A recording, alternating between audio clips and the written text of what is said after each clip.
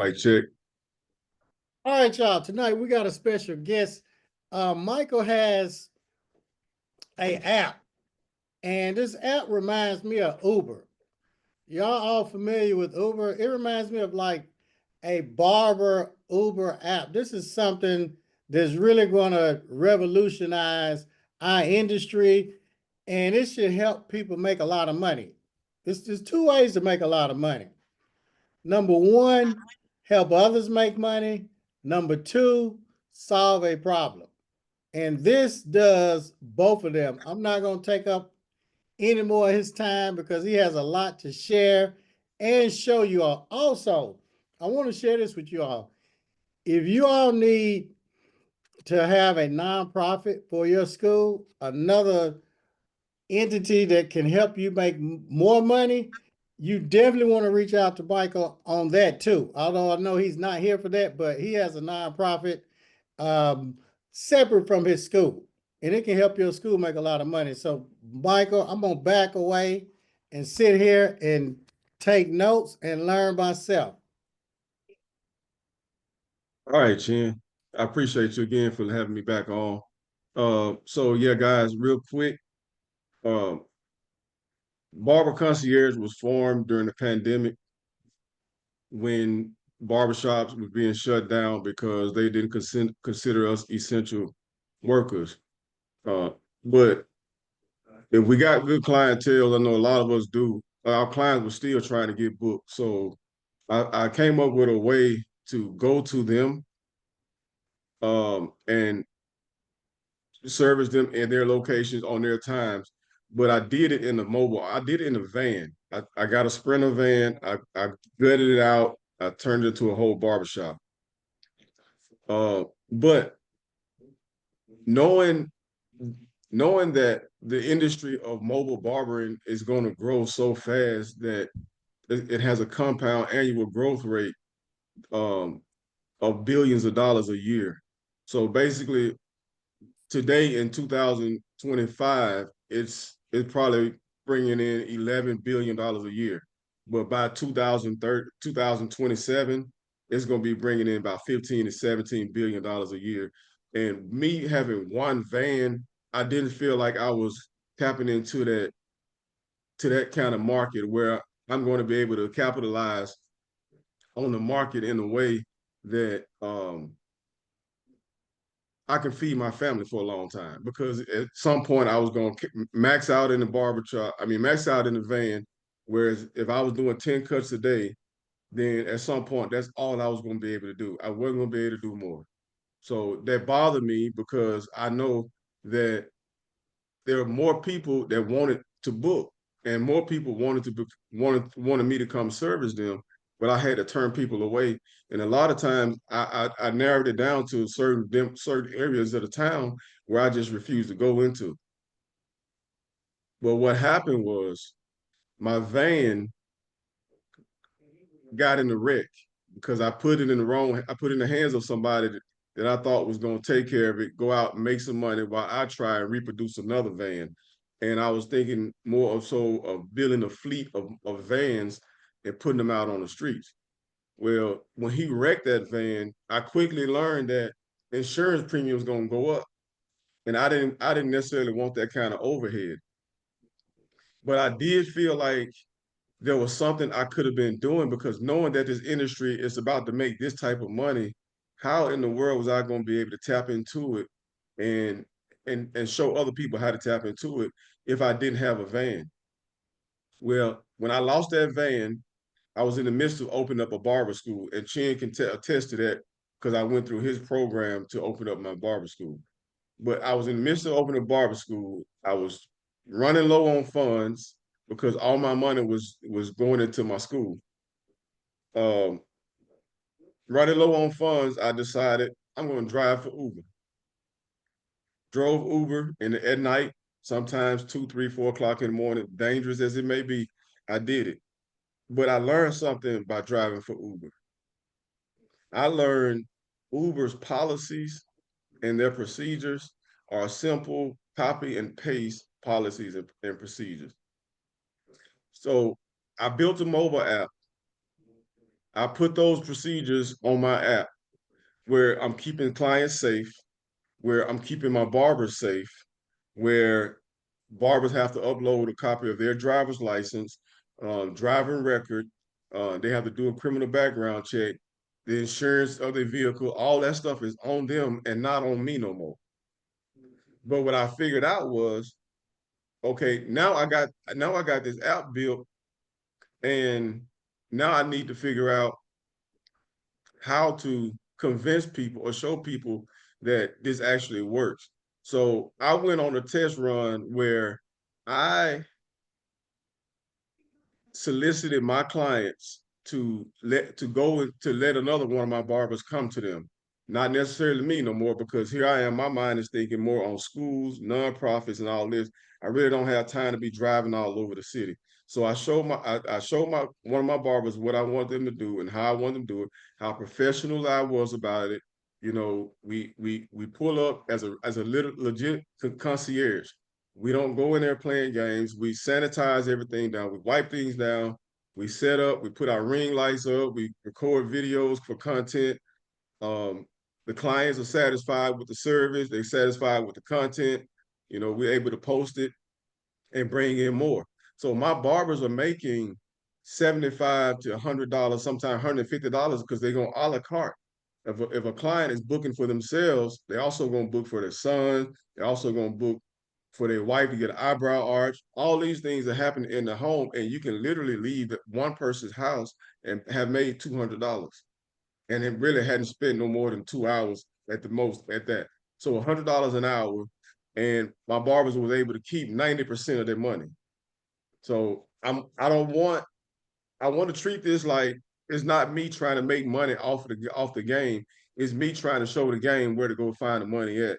And all I wanted to do was be the marketing agent to push the app, push on iPhones and on Androids, just push the app, just market with billboards or whatever, just getting the word out across the state of Tennessee. And the system is so plug and play that in whatever state it allows for this app to run, I'm going to be able to run it in that state. And the states that don't allow it, I'm able to push legislation in a way that in a favor of getting it done in that state at some point.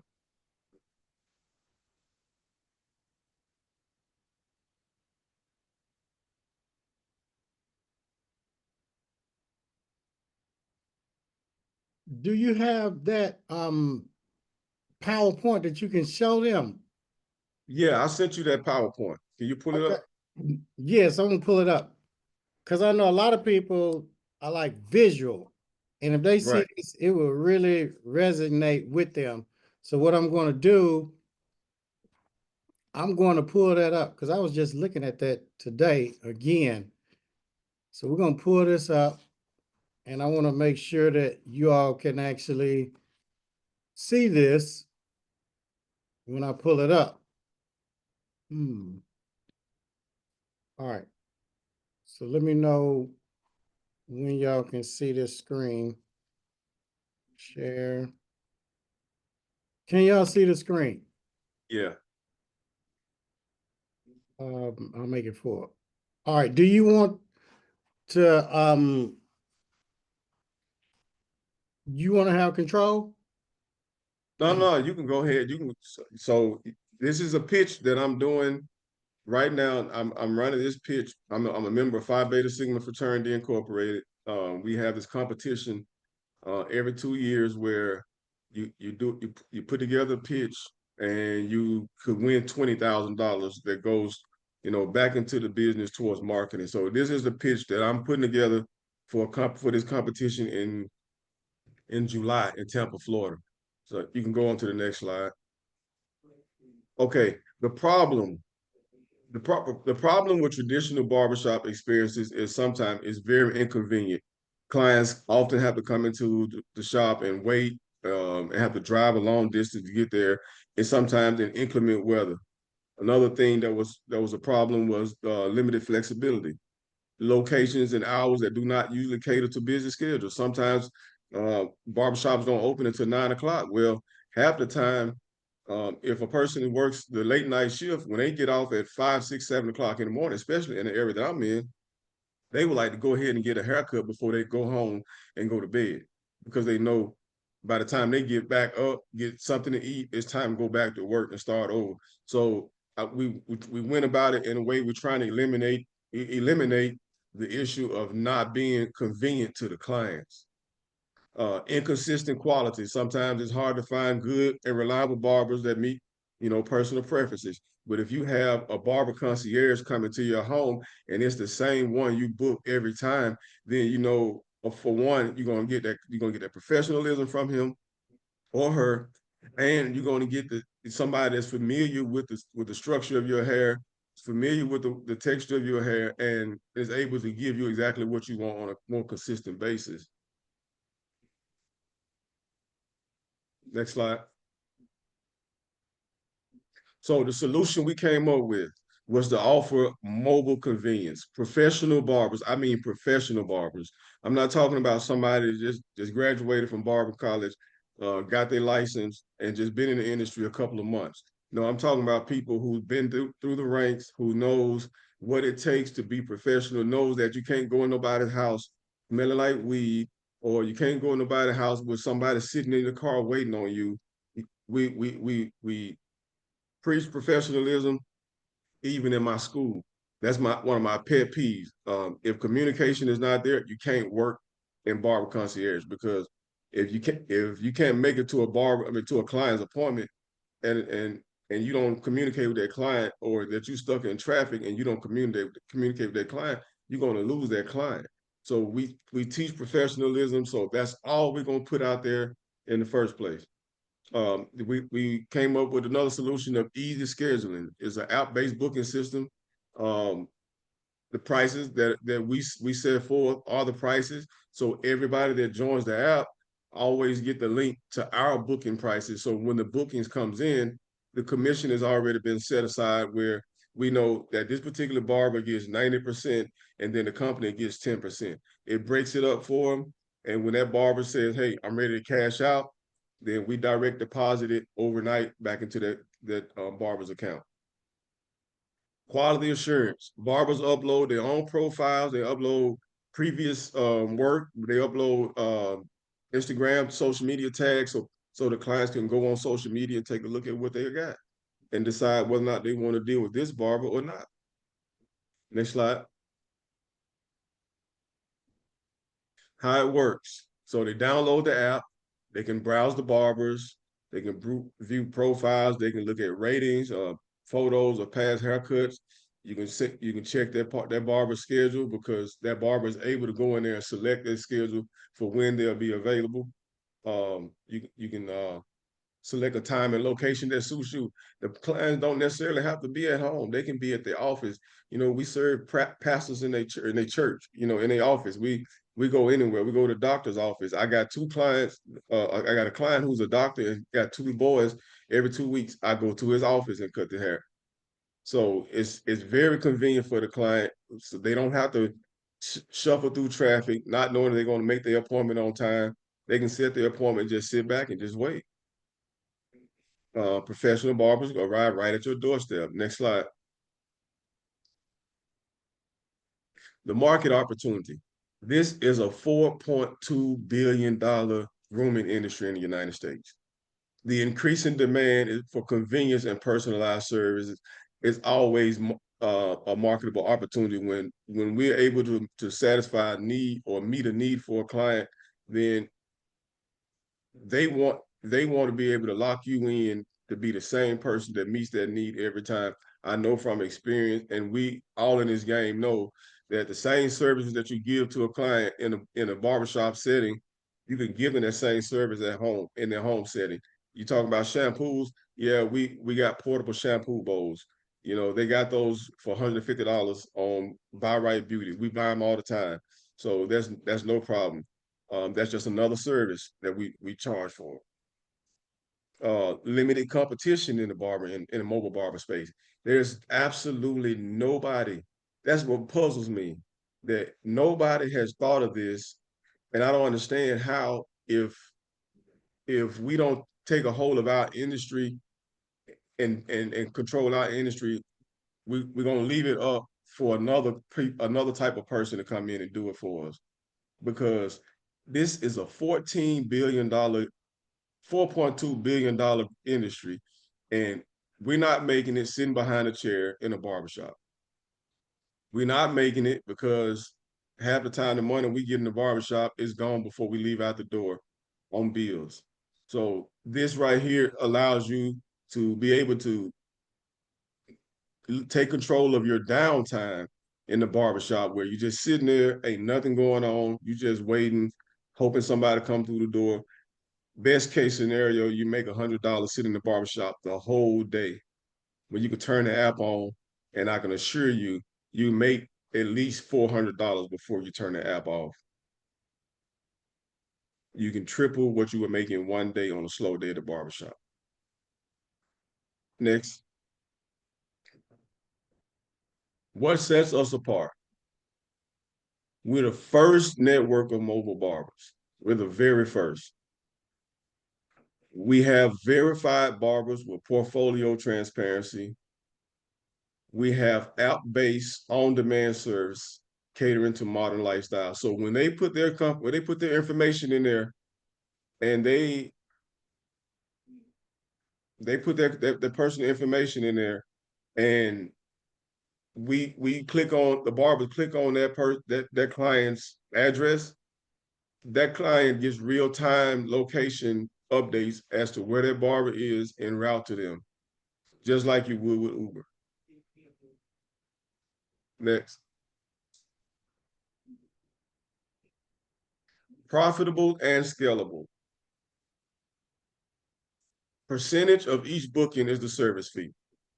Subscription models, and what I mean by subscription models, we have clients who know they want to get booked every week at the same time, same day. So we offer them a subscription where they can pay for the whole month and at a discounted rate, and go ahead and lock their date their date and time in for the whole month.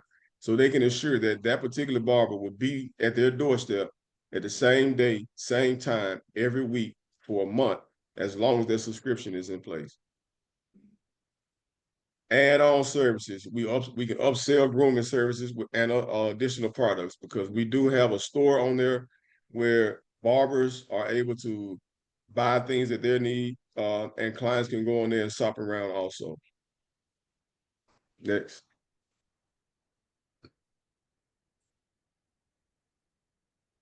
Steps to success.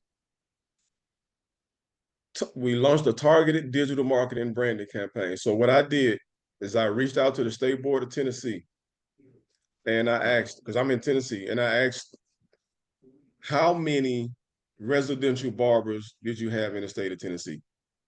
A lot of people don't even know that they are allowed to have residential tags on their barber license now. And bewilderingly, they told me that they only have 20 people in the whole state, and I was one of them, with a residential tag on their barber's license.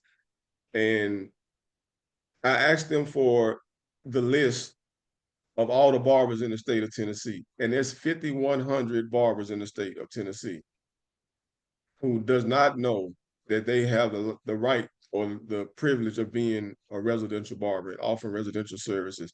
So we launched a campaign directly at them. We have a rollout date to enroll new barbers, March 23rd here in Memphis, and it's going to be a virtual platform as well.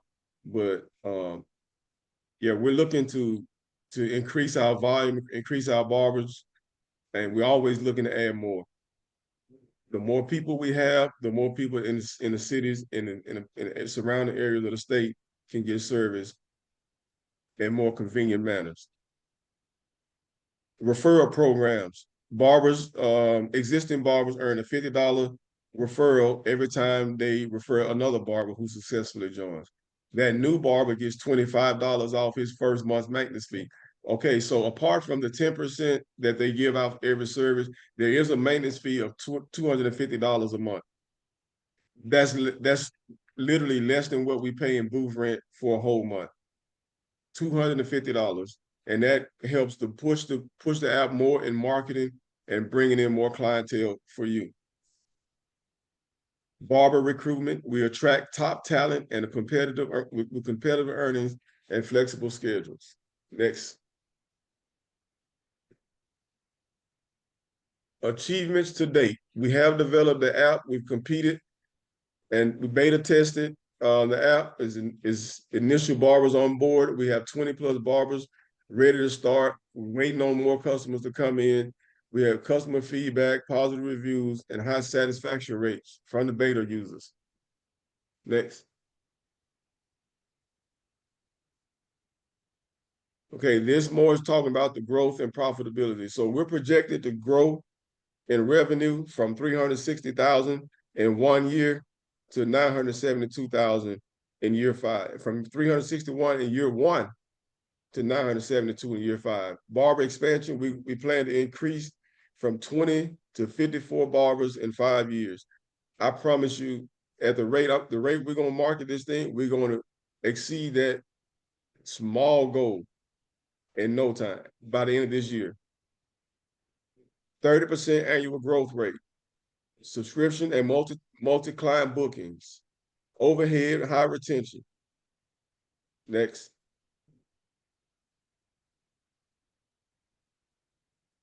Next slide.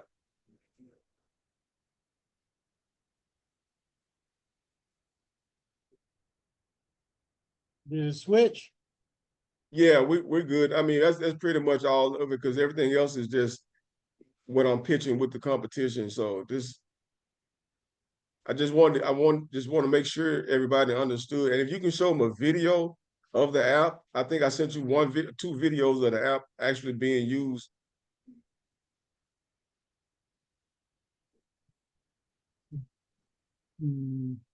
Yeah, I can show them that video. I know they probably got some questions too. Okay.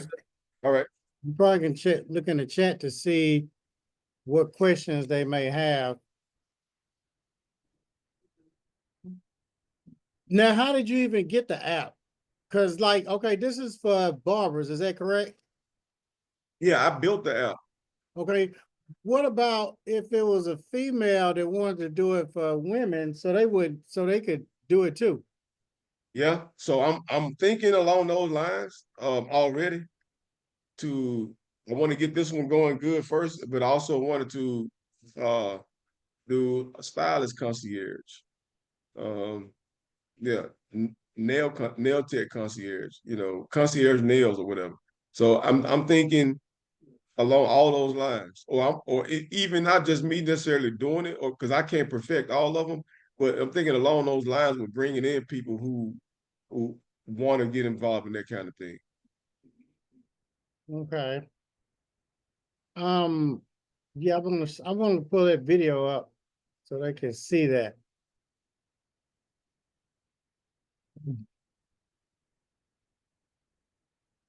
And can you tell me a little bit about the nonprofit? Because I know there's a few people on here that wanted to know about that while I'm pulling up the video. Okay. So yeah, the nonprofit is called Cut One, School One, Youth Crime Intervention. And it was formed so that we can teach after school barbering to area high school students, just to give them another thing to do instead of turning to the streets. So with that, we service a couple of high schools in the area, and we help create a pipeline from high school to barber school. Because if they decide they want to be a barber after high school, then the nonprofit will allocate money set aside to pay for them to come to my school, which is Barber Concierge Academy. From there, once they get into the school, my goal is to encourage them to become a barber concierge after high school. I mean, after they get their license. But that's the whole pipeline from the nonprofit to the for-profit to working for Barber Concierge. Okay, I think I got this where I can share it. I want to make sure. Somebody asks, is it a 501c? Yeah, it is a 501c3.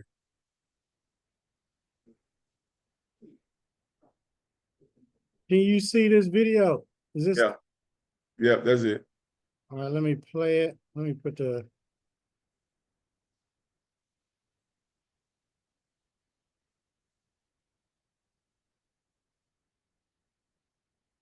But didn't it have words? I can't hear it.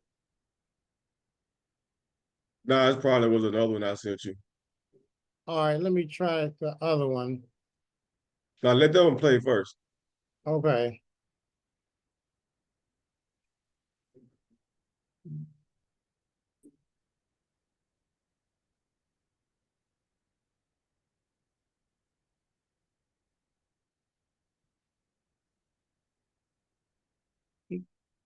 Okay. Because it didn't show the whole thing. Let me check the other one. I think it's a grade number. Someone to grade usher 5113C. Let's see. How long does it take for them to sign up? So there's a couple of things they got to do. They got to right here in the state of Tennessee right now, they got to get their residential license. So they have to go through the steps of doing that. Once they do that and they go through the background checks, because it's just like I said, it's just like Uber, where we got to think about the safety of the public and the safety of the employees. So they have to go through a background check, and on the other end, the customers have to upload profile pictures and pictures of their ID or driver's license and stuff like that too. So I don't want to say how long it takes. It just depends on how long it takes for the background check to clear. Okay. I don't think. Let me see. Okay. So I think this Let me is try this. While you doing that, let me see if I can find another one to send to you. okay. I think I just found another one too.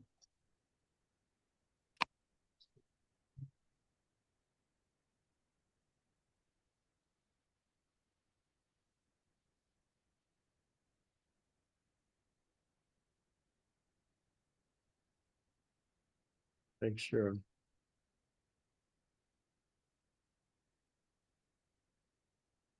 No, you have to send me another one because these don't have a. All right, it's coming now. I'm sending it now. Okay.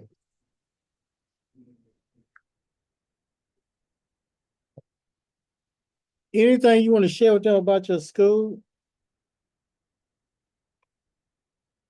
I mean, I'm open to answer any questions.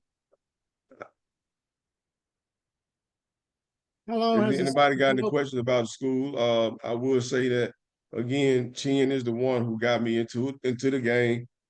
Um, I was a little doubtful about it at first because he's a smooth talker.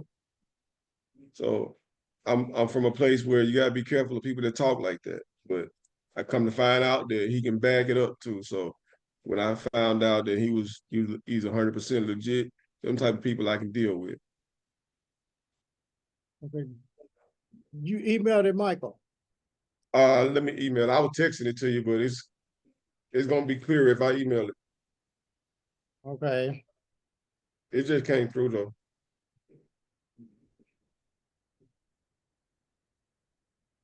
So if somebody wanted to have a Uber app like that in their state, they would just contact you? Yep. That's all they have to do. If they want it and we can find out if the state allows it and the state doesn't. If they don't allow it, then with me and that person, we can be the ones who can influence the change because anything that's broken can be fixed. And how long does it take to get that set up? What the business? Oh, well, if the state allows it, it doesn't take long because if it's something I already do, then we just have to get out there and market to get barbers signed on, or let barbers know what's going on and what they're able to do. Because a lot of times the rules change so much at state board levels that we as regular barbers, we don't think about those rules. We don't go online and look at the rules and see what the updates are because man, we all we know is we busy. So a lot of stuff should be shooting past our heads that, you know, that's available for us that we just not aware of. Okay. I refreshed that, but I'm still waiting on that video on the email. It may take Okay.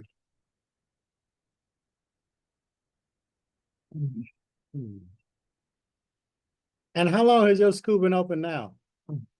Well, I'll be a year in June. Okay. I'll be a year in June, yeah.